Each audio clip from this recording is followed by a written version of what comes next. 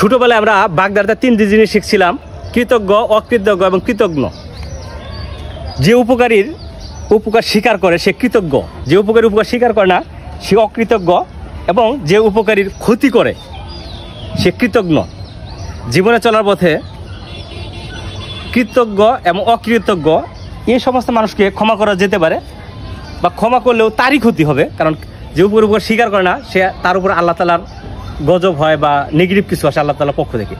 আর কৃতজ্ঞ, এটা আল্লাহ ক্ষমা করবে না, মানুষেরও ক্ষমা করা উচিত না, কারণ সে একটা মানুষ আপনাকে উপকার করলো, আপনি তার ক্ষতি করলেন।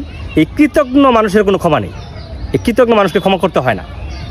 এই জন্য জীবনে চলার পথে এই বিষয়গুলো মাথায় রাখতে হবে যে, এবং আমরা যেন কৃতজ্ঞ না হই, অকৃতজ্ঞ না হই। অকৃতজ্ঞ এবং কৃতজ্ঞ না হলে আল্লাহ তাআলার রহমত আমাদের উপরে নাজিল হবে এবং আমাদের সামনের চলার পথ ভালো হবে।